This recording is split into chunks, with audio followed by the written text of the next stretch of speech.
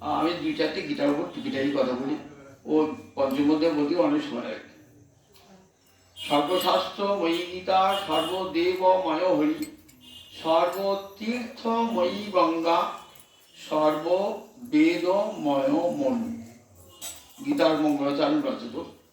তার গীতাকে সর্বশাস্ত্রময়ী বলা হলো কেন? সমস্ত শাস্ত্রের জননী বেদ, ভগবানের নিঃশ্বাস বেদ। ভারতবর্ষের যত শাস্ত্র, সমস্ত শাস্ত্রের উৎপত্তি ভূমি হল বেদ। যে শাস্ত্র বেদকে অস্বীকার করেছে সে শাস্ত্র ভারতবর্ষে ঋষিরা গ্রহণ করেন নাই। জৈনদের শাস্ত্র আছে, বৌদ্ধদের শাস্ত্র আছে, ভারতবর্ষে আর্য ঋষিরা গ্রহণ করেন নাই, কারণ সেগুলি সব বেদ বিরোধী বলে। এমনকি যে তন্ত্রশাস্ত্র বেদের বিরোধিতা করেছে সে তন্ত্রকে পর্যন্ত ঋষিরা গ্রহণ করেন নাই। এতখানি বেদকে মর্যাদা দান করেছেন ভারতবর্ষের ঋষিরা। এই বেদের কথা বড় দুরূহ, বড় জটিল। গীতা কিন্তু বেদের সমান মান্য। যারা বেদ পড়েছেন তারা জানেন বেদে কি কি থাকে। বেদ মন্ত্র বলতে গেলে ছন্দ, ঋষি, দেবতা, বিনিয়োগ, এই চারটে জিনিস দরকার। ঋষি, ছন্দ, দেবতা, বিনিয়োগ। প্রতিটি বেদ মন্ত্র উচ্চারণ করতে গেলে ঋষি, ছন্দ, দেবতা এবং কোন উদ্দেশ্যে সেটা বিনিয়োগ করতে বলতে হয়।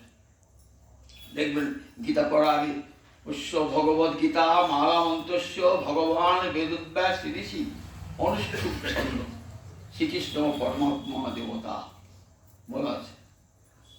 অসচ্চান অন্নশৌচস্তং প্রজ্ঞাবাদাংশ ভাষসে ইতি বীজং সর্বধর্মান পরিত্যজ্য মামেকং শরণং ব্রজ ইতি শক্তি অহং তাং সর্বপাপেভ্য মোক্ষয়িষ্যামি মহাসুত ইতি কিরকম। শ্রীকৃষ্ণ প্রত্যর্থে পাঠে বিনিয়োগ। গীতা পাঠের পূর্বে এগুলো সব বলতে হয়, খুব তাৎপর্যপূর্ণ।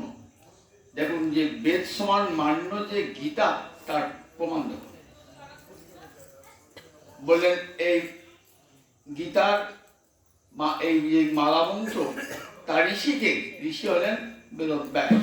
বেদব্যাসের মুখ নিশ্চিত হয়েছে বেদব্যাস। ছন্দ, ছন্দ হলেন অনুষ্ঠুপ ছন্দ। গীতায় অনুষ্ঠুপ ছন্দের প্রাধান্য। অনুষ্ঠুপ ছাড়াও ইন্দ্রবজ্রা, উপেন্দ্রবজ্রা এবং উপজাতি ছন্দ আছে কিছু, কিন্তু অধিকাংশ ছন্দই অনুষ্ঠুপ ছন্দ। এটা বৈদিক ছন্দ। তাই ছাদেবতী এটি ছন্দ। উচ্চারণে বা কোনো একটা যদি ত্রুটি ঘটে যায় ছন্দটা সেটা দূর করে দেয়। ছন্দটি সবসময় লক্ষ্য রাখতে হয়। ছন্দ হলো বেদের চরণ, ছন্দকে বলে বেদের চরণ। ছন্দের ফলে শ্লোক নৃত্য করে ছন্দে, সেই জন্য ছন্দের খুব প্রয়োজন, গুরুত্ব। যখন আপনি আবৃত্তি করবেন তখন ছন্দটিকে খুব দরকার। অনুষ্ঠুপ ছন্দ। দেবতা অলঙ্কের শ্রীকৃষ্ণ পরমাত্মা দেবতা। ভারতে সর্ববেদার্থ বেদার্থ ভারতার্থ কৃষ্ণস্য গীতায়াম অস্তি তেন সর্বশাস্ত্রময়ী গীতা। কেন গীতাকে সর্বশাস্ত্রময়ী বলা হয় দেখুন। বললেন ভারতে সর্ববেদার্থ, ভারত মানে মহাভারত, সংক্ষেপে ভারত। মহাভারতে সমস্ত বেদের অর্থ পুটিত করলেন বেদব্যাস। কারণ বেদার্থ বড় জটিল, বড় দুরূহ। বেদার্থ পড়ে সবসময় বোঝা যায় না। বিদেশিরা বেদ অর্থ বুঝলে আপনি কি বলেছেন? বেদ চাষার গান, চাষার গান বলেছেন। সত্যি তাই, এমনভাবে বেদার্থ আছে না, এত গুঢ়ভাবে সবাই অর্থ করতে পারে। আজ পর্যন্ত বেদের ভালো ব্যাখ্যা হয়নি। আমাদের ঋষি অরবিন্দ বাংলায় ইংরেজিতে তিনি কিছু ব্যাখ্যা করেছেন। পরবর্তীকালে আমরা দেখছি কলকাতা বিশ্ববিদ্যালয়ের আমাদের অধ্যাপক, দুইজন অধ্যাপক ছিলেন, তারা বেদে কিছুটা অর্থ করেছেন। তারপর আমাদের পবিত্র ঠাকুর, অমরেশ ঠাকুর এরা কিছুটা বেদের ব্যাখ্যা করেছেন। পরবর্তীকালে মহানন্দ ব্রহ্মচারী কিছুটা বেদের সামান্য ব্যাখ্যা করেছেন, কিন্তু সম্পূর্ণ বেদের সব শ্লোকের ঠিক মতো ব্যাখ্যা হয় না। ওই সারদাচার্য একটা ভাষ্য আছে, সেই ভাষ্যটা এই দুর্গাদাস লাহিড়ী টাহিড়ী এরা সব ওই বাংলায় কাটিয়ে অনুবাদ করেছে, সেই অনুবাদগুলি সব আবার গ্রহণ করেন নাই। যাই এটা এত দূর এক জটিল, সেই বেদার্থকে সরলীকরণ করবার জন্যে ব্যাসদেব মহাভারত রচনা করলেন, যাতে বেদের জটিল তত্ত্বকে সবাই গ্রহণ করতে পারে।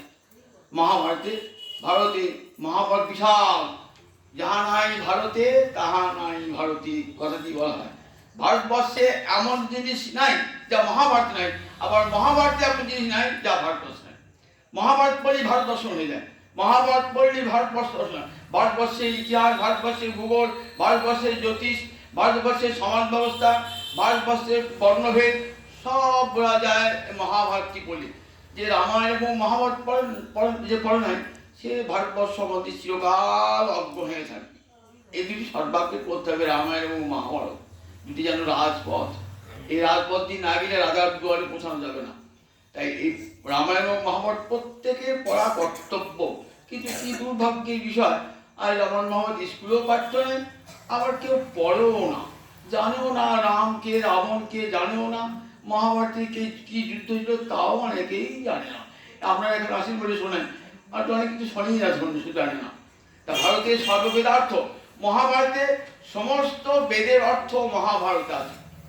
আবার মহাভারতীয় সব অর্থ কোথায় আছে না, হচ্ছে গীতায়ামস্তি তেনেয়ং সর্বশাস্ত্রময়ী গীতা। সেই জন্য গীতাকে বলেছে সর্বশাস্ত্রময়ী গীতা। তাহলে গীতা পড়লে পরে সব শাস্ত্রকে জানা যায়, সব শাস্ত্রের সার। যেমন হরি উপাসনা করলে সব দেবতার উপাসনা হয়ে যায়। বৃক্ষের মূলে জল ঢাললে যেমন, আর লতা শাখা প্রশাখা আর শাখা প্রশাখা ফুল ফল কোথাও আর জল দিতে হয় না, মূলে জল ঢাল পারে। ঠিক তেমনি প্রাণবায়ুকে আহার দিলে যেমন সব ইন্দ্রিয় পুষ্টিশালী হয়, ঠিক তেমনি গীতা পড়লে সব শাস্ত্র পড়া হয়ে যায়। গীতাকে দর্শন বলা হয়েছে। গীতা পড়লেই কিন্তু মনে হবে যে গীতার উদাহরণ শ্রীমদ্ ভাগবত, গীতার সূত্র ভাগবত তার উদাহরণ, গীতা দর্শন ভাগবত দর্শনীয়। গীতা পড়লেই তখন মনে হবে ওই সর্বধর্ম পরিত্যাজ্য শ্রেষ্ঠ ছিল। কে সর্বধর্ম আমাকে পরিত্যাগ করেছিল? ওই আরও তো প্রহ্লাদ মহারাজ ভক্ত ছিলেন, ওই তার সর্বধর্ম পরিত্যাগ করেন নয়। কে সর্বধর্ম পরিত্যাগ করেছিল? তখনই জানবার জন্য ভাগবতের দুয়ারে হাজির হতে হবে, কি করে সর্বধর্ম পরিত্যাগ হলো। গীতা পড়লি তখন ভাগবতকে জানবার ইচ্ছা হয়। তা গীতা সুগীতা পাঠ প্রতিদিন বসে বসে গীতা পাঠ করুন। দেখুন, অনেকে বলবেন আজকের দিনে মায়েরা কেউ লেখাপড়া না জানে না, অনেক কম করে ম্যাট্রিক পাস অনেকেই বটেন, তারপর অনেক উচ্চশিক্ষা গ্রহণ করেছেন। সুতরাং অর্থবৃদ্ধি কারো অসুবিধা হবে না। বাংলাতেও গীতা পড়তে দিয়েছে। আগের দিনে আমার মায়েরা 5-6 পর্যন্ত পড়েছেন, তাই প্রতিদিন গীতা পড়তেন। বেশি বিদ্যা ছিল না, সামান্য বিদ্যাতেই পড়েছেন। আগেকার মায়েরা দেখবেন অনেকে বসে বসে রামায়ণ মহাভারত পড়তেন, তাতে বেশি বিদ্যা ছিল না। এখন সব মেয়েরা স্কুল কলেজ সব যায়, কিন্তু ঈশ্বর তাদের এইদিকে মন নাই, এসব পড়াশোনা তারা কেউই করেন না। তা দেখুন, যেমন পারবেন তেমনি গীতা পাঠ করবে। যদি বলেন আমি হাল উচ্চারণ করতে সংস্কৃত যাই না, সংস্কৃত না জানলেও হবে, বাংলা তো গীতা পেয়েছে। আমি একটা উদাহরণ দিয়ে বক্তব্য শেষ করব। আমার মহাপ্রভু দক্ষিণ ভ্রমণে গিয়েছেন। দক্ষিণ ভ্রমণে গিয়ে দেখছেন একটা মন্দিরেতে গীতা পাঠ হচ্ছে। কে পাঠ করছে? একজন ব্রাহ্মণ। তিনি অজ্ঞ ব্রাহ্মণ, সংস্কৃত ভাষায় কোনো জ্ঞান নাই, কিচ্ছু নাই। সংস্কৃত ভাষায় উচ্চারণটা একটা বড় কৌশল, তো উচ্চারণ ঠিক মতো করতে পারছে না, ভুল ভাল উচ্চারণ করছে। আর অনেকে পণ্ডিত ব্যক্তি শুনে শুনে হাসছে, যেরকম কেউ পাগলের মতো গীতা পাঠ করছে, একটা উচ্চারণ শুদ্ধ না। মহাপ্রভু কিন্তু স্থির হয়ে শুনছেন। মহাপ্রভু হালকা বলছেন যে আচ্ছা, তুমি গীতা পাঠিয়ে বলছেন তুমি যখন পাঠ করছিলে তোমার দুটি নয়ন দিয়ে জলধারা বাড়ছিল একটু। তা বলছে, প্রভু আমি তো মূর্খ অজ্ঞ, কিছুই জানি না গীতার। আমি যখন গীতা পাঠ করি না, তখন কি দেখি, রথের উপরে বসে আছেন গোবিন্দ, অর্জুনকে উপদেশ দান করছেন কেমন, এক হাতে দণ্ডটা আর লাগামটা নিয়েছেন, আর জ্ঞান মুদ্রা ধারণ করে অর্জুনকে উপদেশ দান করছেন। এই মূর্তিটা আমার চোখের সামনে ভেসে ওঠে। তখন মহাপুরুষ জড়িয়ে ধরেছেন, বলেন তুমি একমাত্র গীতা পাঠী। জগতে অনেক গীতা পাঠক দেখলাম যে গীতা পাঠ করতে করতে স্বয়ং ভগবান শ্রীহরি তার নয়ন সমক্ষে সে দাঁড়ায়, এমন যে পাঠক, তোমার গীতা পাঠই সর্বশ্রেষ্ঠ পাঠ। দেখো, মূর্খ বদতি বিষ্ণায় ধীর বদতি বিষ্ণবে দয়োরপি সমগ্রাহ্যম ভাবগ্রাহী জনার্দন। যারা মূর্খ, সংস্কৃত পড়েন নাই, তারা বিষ্ণু শব্দের চতুর্থী কি বলে? বিষ্ণায়। বিষ্ণু শব্দ হর্ষকারান্ত পুলিঙ্গ শব্দ, তার রূপটা নরসন্দন্ত হবে না। নর শব্দে নরায় হয়, কৃষ্ণ শব্দের কৃষ্ণায় হয়, তেন বিষ্ণু শব্দের বিষ্ণবে নমঃ হবে। তুমি জানো একই করে দেয়, বিষ্ণায় বলে দেয়। আর যারা ধীর তারা জানে এটা বিষ্ণায় হবে না, এটা বিষ্ণবে হবে। তা মূর্খ যে সে বিষ্ণায় বলে, আর যে পণ্ডিত সে বিষ্ণবে নম বলে। দয়োরপি সমগ্রাহ্যম, গোবিন্দ কিন্তু এই বিষ্ণায় গ্রহণ করেন, বিষ্ণবেও গ্রহণ করেন, দুটোকেই গ্রহণ করেন। কারণ ভাবগ্রাহী জনার্দন, গোবিন্দ তো আমার অন্তরের ভাবটা, ভক্তিটাই দেখতে চান। আমি কি উচ্চারণ করলাম, উচ্চারণটা শুদ্ধ কি অশুদ্ধ হলো, এটা গোবিন্দ দেখতে চান না। গোবিন্দ আমার অন্তরের ভাবটাই দেখতে চান। তাই প্রতিদিন বসে গীতা পড়ুন। এই যে পঞ্চম অধ্যায়টা পড়লেন না গীতা, আমি খুব সংক্ষেপে দু চার কথা বলে দিই। অনেক বড় তো গীতার তত্ত্ব, বড় কঠিন তত্ত্ব, অনেক বলতে অনেক সময় লাগবে, আর সেই ধৈর্য সবাই থাকবে না, আর কর্তৃপক্ষ আমাকে তুলতাই দেবে। তাই আমি ভয়ে ভয়ে বলছি গীতা দু চারটে কথা শুনে বলি। যে দেখুন, চতুর্থ অধ্যায়ে ভগবান বলেছেন অর্জুনকে, বলেন দেখো তুমি জ্ঞানরূপ অসির দ্বারা তোমার সংশয়কে ছিন্ন করে যোগম আতিষ্ঠ ভারত। জ্ঞানরূপ অসির দ্বারা তোমার এই সংশয়টাকে ছিন্ন করা, আমি যুদ্ধ করবি করবো, এই সংশয়টা ছিন্ন করে তুমি যুদ্ধ করো। অর্জুন ভাবছে একবার বলছে যুদ্ধ করো, আর একবার বলছে যোগ করো, কোনটা করো? যুদ্ধায় যুদ্ধস্য যোগায় যুদ্ধস্য। ও ঠাকুর, এ তোমার কথাগুলো কি রকম ঠেকাচ্ছে, আমাকে তো আরো ঝামেলায় ফেলে দিচ্ছ, কোনটা করো? কি এখন বলে জ্ঞানানুসন্ধানের কথা বলে, আবার জ্ঞান তরবারি দ্বারা বলি সংশয় ছিন্ন করতে বলে, আবার বলছি যুদ্ধ করে। বলছেন দেখো অর্জুন, কথাটা একই, তোমার বুঝতে ভুল হচ্ছে। কর্মযোগ আর কর্ম সন্ন্যাস দুটোই হলো মুক্তিদায়ক, দুটোই নিঃশেষ করো উভৌ, দুটোই নিঃশেষ কর মানে দুটোই মুক্তি দান করতে পারে। সন্ন্যাসটাও পারে মুক্তি দান করতে, আবার কর্ম নয় কর্মযোগ, সবসময় মনে রাখবেন, গীতায় কর্ম নয় কর্মযোগ, কর্মযোগও পারে মুক্তি দান করতে। কিন্তু সন্ন্যাসের পথে ভ্রষ্ট হবার সম্ভাবনা বেশি থাকে। কারণ হাত পা গুটিয়ে যখন মানুষ বুঝে থাকলো কর্ম তো একটা হবি ভিতরে, কর্ম না করে কেউ থাকতে পারবে না, থাকবে না, তখন কি হবে? নানা প্রকার অসৎ চিন্তা মাথায় ঢুকবে এবং চিত্তটা মলিন করে দেবে। তখন বেশটাই শুধু সার হবে। মনটা রাঙাই বসন রাঙাই কি ভুল করিলি যদি, মনটা রাঙানো হলো না, এরে গেরুয়া কাপড় ছাপিয়ে বসে পড়লাম ত্রিশূল নিয়ে একটা বট গাছের নিচে বসে পড়লাম, সাধু বাবা আছে যে একটা জটা নিয়ে, বললে ও সন্ন্যাসের কোনো মূল্য নাই। ভাগবত সন্ন্যাসের কোনো মূল্য দান করেন নাই, বলেন ও তো উদর নিমিত্ত বহুকৃত দেশাং। আচার্য শঙ্কর বলছে পেট ভরানোর জন্যে কলিকালে নানা রকম বেশ ধারণ করবে লোকেরা, কিন্তু মহামায়া বেশ থেকে পালান না। মহামায়া দেখে তোমার অন্তরটা, যাহা কৃষ্ণ তাহা নাহি মায়ার অধিকার। সূর্য উঠে অন্ধকার পালায়, কৃষ্ণ প্রেম হৃদয়ে জাগ্রত হলে মায়া পালাবে। তার জন্য পোশাক ধারণ করতে হবে না। প্রহ্লাদ পোশাক পরেন নাই, মহারাজ অম্বরীশ পোশাক পরেন নাই, যুধিষ্ঠির পোশাক পরেন নাই। তারা যেমন করে রাজা সেজেই তারা শাসন করেছেন, কিন্তু মনটি গোবিন্দ চরণে। এরা কি কম্বর সন্ন্যাসী নাকি? কম্বর সন্ন্যাসী নাকি? বরং কর্মযোগে তারা কি হয়? চিত্ত শুদ্ধ হয়, নিষ্কাম ভাবে কর্ম, সমস্ত কর্মফলে কি বলে না, ব্রহ্মণি আধায় অর্থাৎ পরব্রহ্মে সমস্ত কর্মকে সমর্পণ করে ভূতাত্মা হয়ে, এই দুটি কথা খুব গুরুত্বপূর্ণ। সমস্ত ভূতে ভগবানকে দর্শন করা। কোন অবস্থায় উল্লেখ হয়? এই যে সর্বজীবে ভগবান আছেন, এই বোধটা অন্তরে জাগলে কি হয়, আর ব্রাহ্মণী চণ্ডালে পার্থক্য বোধ থাকে না।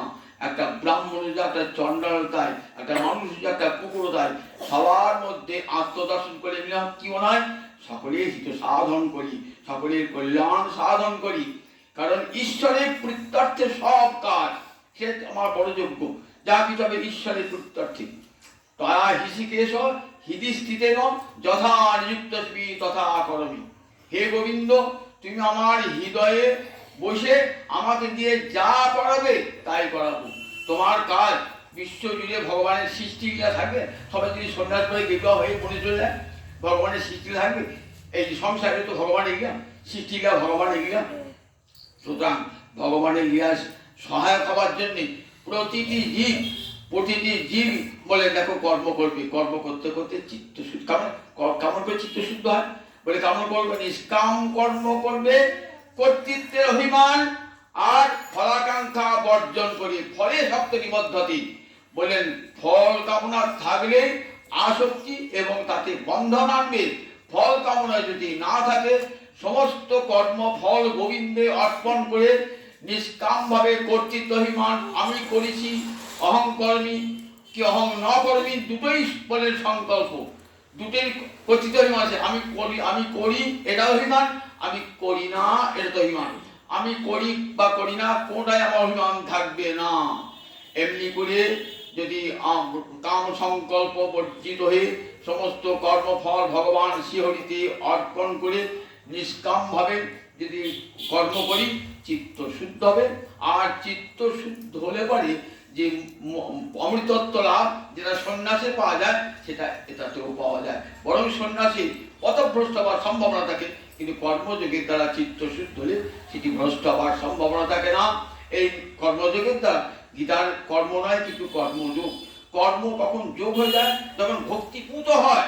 তারপরে কর্ম শুদ্ধ হয় না। কর্ম যখন ভক্তিপূত হয়ে যায়, কর্ম যখন ভগবান শ্রীহরিতে অর্পিত হয়ে যায়, তোমার কর্মই আমি করছি প্রভু, তোমারই কৃপাতে তোমার বিশ্ব সংসার, তোমার সৃষ্টিশালা, সেখানে তোমারই উদ্দেশ্যে, তোমারই নির্দেশে, তোমার সুখে, তোমারই কৃত্যার্থে আমি কর্ম করছি। এই বোধে যদি কর্ম করি তাহলে চিত্ত শুদ্ধ হবে। আর চিত্ত শুদ্ধ হলে ব্রহ্ম নির্বাণ অর্থাৎ পরমা মুক্তি লাভ হবে, মঙ্গল লাভ হবে, কল্যাণ লাভ হবে।